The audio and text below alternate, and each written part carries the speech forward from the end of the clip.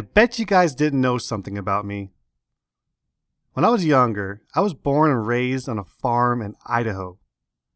Yes, and no trolls, no trolls. We did not grow potatoes, okay?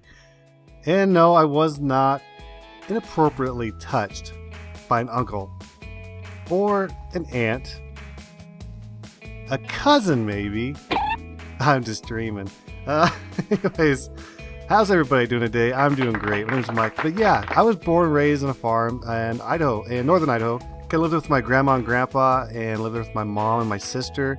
I see my real father, my real sperm donor. He left right before I was born. I guess he passed away a few years later, I was told. But I was pretty much raised mainly by like my grandpa, my grandma, and my mom. And we grew up on a farm, man. And I learned so much. I learned so much on that, growing up there. And I just have so many memories. It's kind of like who I am today. It's kind of like what made me, because when you grow up, in that kind of scenario, that situation, you do things just completely different than what you normally do. You know what I mean? We woke up like early every single day. We'd get up, we'd feed the cows, and we'd do our chores. We would chop wood for the fire stove. We'd all like sit down and eat breakfast together. We'd eat breakfast, lunch, and dinner every single day. I mean, together. And it was just things you don't normally do. I mean, we did that when I was a kid, but like obviously, when I got older in high school, we didn't do that anymore. But you know what? I'm really glad that I had that experience. And I mean, I learned so much. I learned like how to drive a tractor, how to drive a pickup when I was like 8 years old. I learned I could stick weld when I was like 9 years old. I mean, so many things that you learn. I'm so thankful that I went through that experience. And to me, that is a defining moment in my life. That's kind of who I am, what made me. You know what I mean? Because like what I do now, I work hard every day in a mill. I work around big, heavy equipment. Machinery that's dangerous, and I kind of love it. I love that situation. I love the factory work. I love the mill work. I think it's because of the my growing up situations when I was a kid, and it's obviously carried on as an adult. The main thing I got that is the core family values. Like I said, my real father completely left before I was born, and passed away. So I never really met him, but my mom met my dad, who is my dad today. The guy I call dad, the guy I believe, he's like my dad. You know what I mean? That just carries through to like the way I raise my kids. I'm always going to be for them. I'm going to work my freaking ass off every day for them, for my wife, for my kids. I guess you get that from, when you grow up young, you learn that shit early, I think.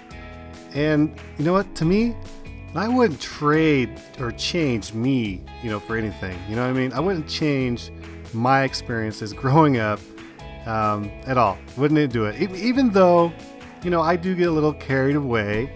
I rage a little bit, playing Call of Duty. I play a little bit too much sometimes. I focus a little too much on YouTube. But at the end of the day, I'm all about my family. I'm all about work. And I wouldn't trade that for anything. You know what I mean? So that's my story. That is my defining moment kind of as a kid, is the way I was brought up, the way I was grown up. And I'm not sure if that fits the category of what this is supposed to be, but to me, that's what I believe that is. And obviously, I didn't grow up on a farm my entire life. We moved to California when I was 12 years old because my dad, sacrificed his ass off. He got a job down there. But that is another defining moment in my life. Hope you guys enjoyed. Please vote for the best video. I've been Goose, and I'm out. Please excuse the introduction of this video. God damn! Look what we have here today. Got a goddamn gameplay on goddamn standoff by your boy goddamn Shotty Balls. And first things first, I'd like to give a big goddamn thank you to Serial Assassin for allowing me the opportunity to compete in the C3 Season 2 Turny. Yeah. And I also like to wish the best of luck to my rival, aka my other competitor, Goose, and hopefully the best videos come out from the both of us. But enough about that introductory bullshit. Let's get on to the topic at hand, which is of course the most definitive moment in my childhood. So let's get right into the goddamn thing. Now, when I thought about the most definitive moment in my childhood, I thought about a couple of things. 2 or 3 in particular were the most memorable thing in my life, the thing that helped me become the person that I am today, or hell, maybe even both.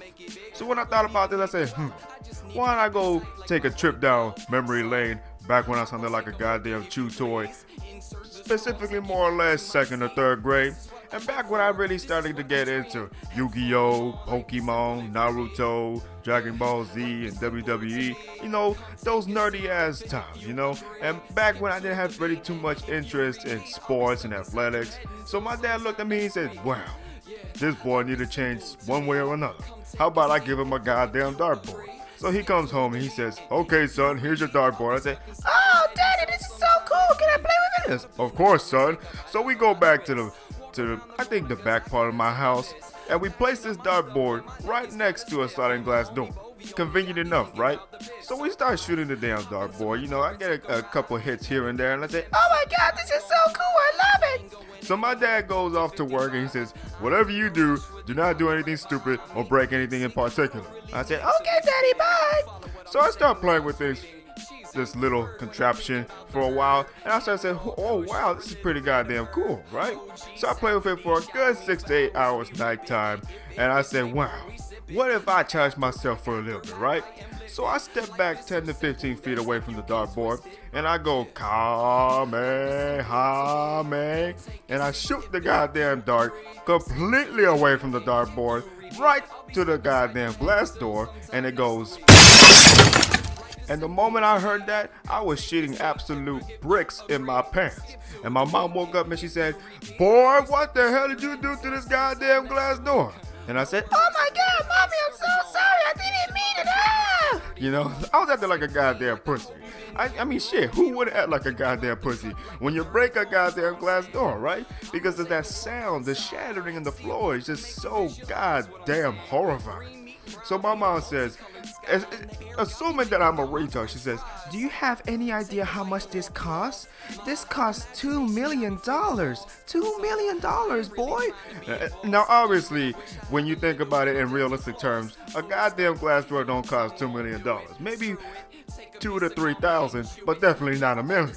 So I said, oh my god, I'm so sorry, Mom, I'm so sorry, right? But, you know, we end up getting it replaced. And one thing in particular that you gotta understand is that when you go to bed and you have glass falling from the floor, it's just a horrible sound, especially when you're trying to sleep and have those wonderful dreams that you have and all you hear is. You never want to experience that. So moral of the story, this helped me understand the difference between right and wrong, and in the gist, common sense. You know, you definitely don't want to set a goddamn dartboard next to a sliding glass door, and to make it even worse, stand 10 to 15 feet away from it and shoot completely away from the goddamn dartboard. But I'm running out of time. I hope y'all enjoyed. Leave a like on the goddamn video if you liked it, and have a wonderful goddamn day.